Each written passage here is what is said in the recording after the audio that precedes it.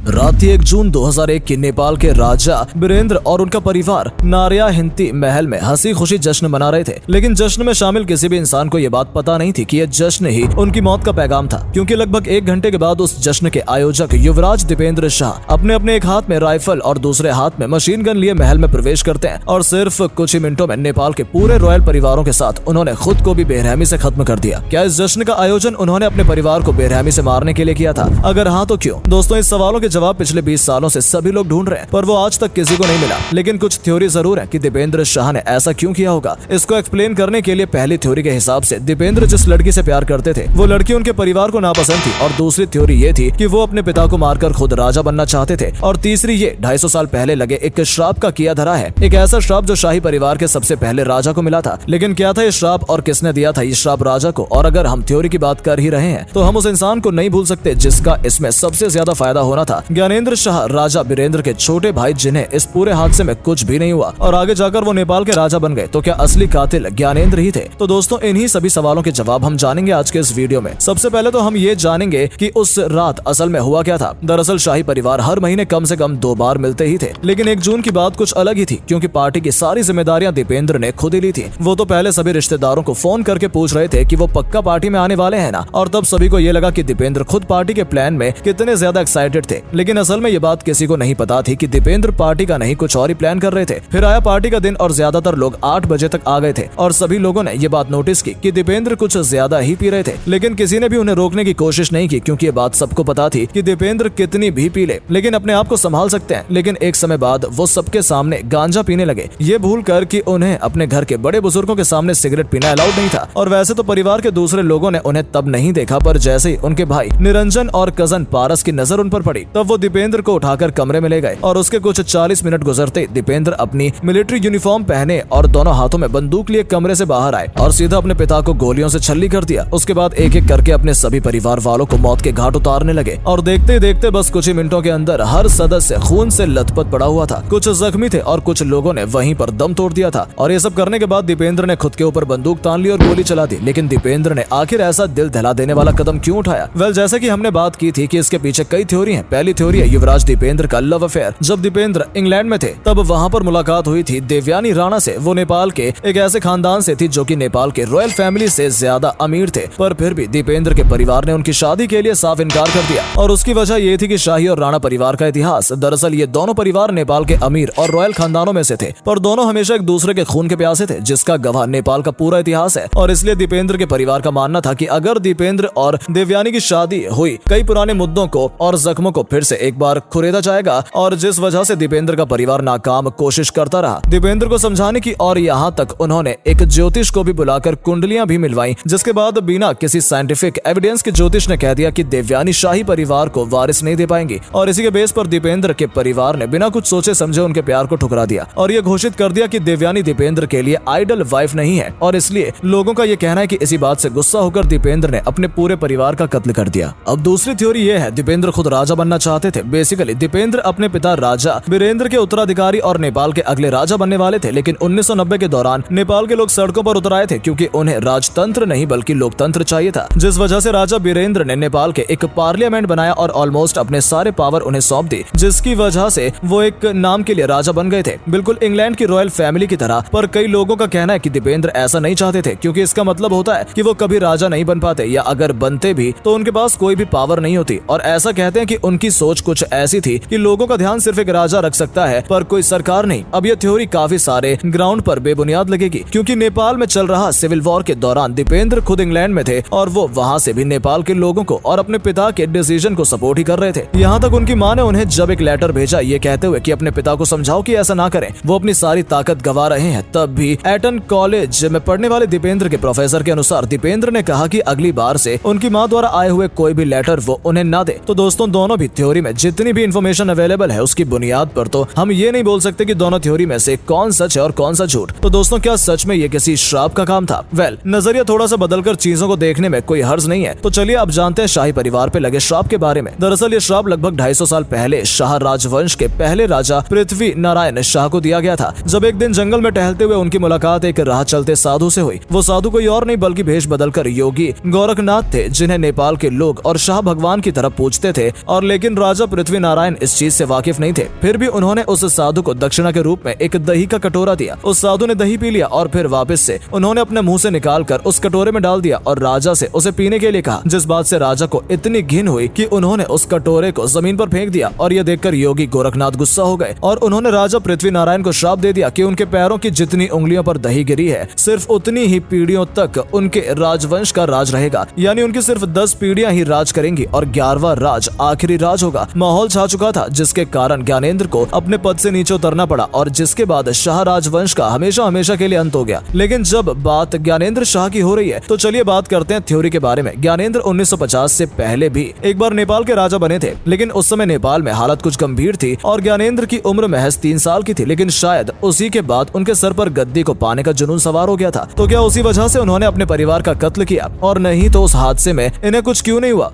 हुआ कुछ यूं था कि उस रात ज्ञानेंद्र अपने परिवार में से ऐसे सदस्य थे जो उस रात उस पार्टी में गए ही नहीं थे। वो किसी काम से पोखरा गए थे, लेकिन उनकी पत्नी और दोनों बच्चे उस रात महल में ही थे। अब आप ये सोच रहे होंगे कि उनके साथ क्या हुआ होगा। आपको बता दें कि उन तीनों को बस कुछ ही चोटें आई, पर वो तीनों के तीनों जिंदा बच गए। अब ये सब कुछ ज्ञानेंद्र ने प्लान नहीं किया था, तो एक ऐसा हादसा जिसमें शामिल ज्यादातर लोगों की मौत हो गई, उनमें से इन तीनों के तीनों को कैसे कुछ नहीं हुआ। और अब जो राजा वीरेंद्र और उनके दोनों बेटे मर चुके थे, तो एक ही इंसान था जो राजगद्दी संभाल सकता था और वो था ज्ञानेंद्र शाह। जैसे वो राजा बन गया, उसने पार्लियामेंट को रद्द कर दिया और खुद को एब्सोल्यूट रूलर घोषित कर दिया। पर नेपाल के लोगों को जितना उनके भाई पसंद थे, उतना ही ज्ञानेंद्र उन्हें नापसंद थे, जिनके कारण लोगों के मन में ज्ञानेंद्र और उस हादसे को लेकर अलग थ्योरी बनने लगी और ये माना जाने लगा कि ज्ञानेंद्र के पास राजा और उनके परिवार को मारने का सबसे बड़ा मोटिव था। और अगर उसने ये सब नहीं किया तो सिर्फ उसका ही परिवार कैसे सही सलामत बच गया, और क्यों वही सिर्फ उस रात वहाँ पर मौजूद नहीं था। इस हादसे के बाद नेपाल में चल रहे डेमोक्रेसी की लड़ाई अब इंसाफ की लड़ाई बन चुकी थी और खुद पर लगने वाले अलग अलग इल्जामों के कारण ज्ञानेंद्र ने रिजाइन कर दिया। लेकिन एक मिनट, दीपेंद्र या ज्ञानेंद्र, आखिर किसने मारा नेपाल की रॉयल फैमिली को? दोस्तों, आज तक इसके पीछे का रीजन जो भी है वो लोगों को पता नहीं चल पाया है। लोगों का ये कहना है कि दीपेंद्र जब गोलियां चला रहे थे तब महल में काम कर रहे नौकर और सिक्योरिटी गार्ड कहां पर थे, और अगर दीपेंद्र राइट हैंडेड थे तब गोलियों का निशान उनके सिर के लेफ्ट साइड पर क्यों था? अब ये सवाल यहाँ पर बिल्कुल वैलिड इसलिए है क्योंकि ज्यादातर लोग जो खुद पर गोली चलाते हैं वो बंदूक हमेशा अपने डोमिनेंट हाथ में ही पकड़ते हैं, और दीपेंद्र खूनी न होने के पीछे का आखिरी कारण ये भी है कि इस हादसे के बाद ज्ञानेंद्र ने खुद को इंक्वायरी के लिए एक टीम बिठाई, लेकिन उस टीम में सिर्फ 2 ही लोग शामिल थे जिन्होंने बिना किसी फोरेंसिक एक्सपर्ट या फोरेंसिक रिसर्च के सिर्फ एक हफ्ते में केस को सॉल्व करके दीपेंद्र को कातिल करार दे दिया। पर जनता एक डिटेल इंक्वायरी की मांग कर रही थी, लेकिन फिर भी डिटेल इंक्वायरी नहीं की गई। लेकिन कुछ ऐसे भी फैक्ट्स मौजूद हैं जो ये प्रूफ करते हैं कि असल में इन सबके पीछे दीपेंद्र का ही हाथ था। दरअसल ये चीज से सब कोई वाकिफ है। दीपेंद्र अपने गुस्से और स्ट्रेस के चलते खुद को अच्छे से हैंडल नहीं कर पाते थे और काफी समय एंटी डिप्रेसेंट में थे। और रॉयल महल में 26 सालों से काम करने वाले जनरल विवेक कुमार साहा के अनुसार दीपेंद्र का नेचर बहुत ही डुअल था। मतलब वो बाहर से बहुत शांत नजर आते थे, लेकिन उनके मन में कुछ और ही चलता रहता था। जैसे कि विवेक शाह के अनुसार बचपन में भी कई बार दीपेंद्र बिल्ली या चूहे को जला देते थे और उन्हें वो करने में मजा आता था। अब ये सब सुनकर वाकई में बहुत सारी कंफ्यूजन हो रही है, लेकिन नेपाल के 95% लोग आज भी यही अंदाजा लगाते हैं कि ये काम दीपेंद्र का काम नहीं है। पर आज हमने इस किस्से के सारे पहलुओं को ध्यान से देखा, इसलिए मैं आपसे पूछना चाहता हूँ कि आपको क्या लगता है दोस्तों, क्या कातिल दीपेंद्र है या फिर ज्ञानेंद्र, या फिर असल में इन सब के पीछे कोई श्राप का हाथ है? मुझे कमेंट बॉक्स में जरूर बताइएगा आपका इस वीडियो में क्या राय है। और वीडियो अच्छी लगी हो तो वीडियो को लाइक करके अपने दोस्तों के साथ शेयर जरूर कीजिएगा। धन्यवाद।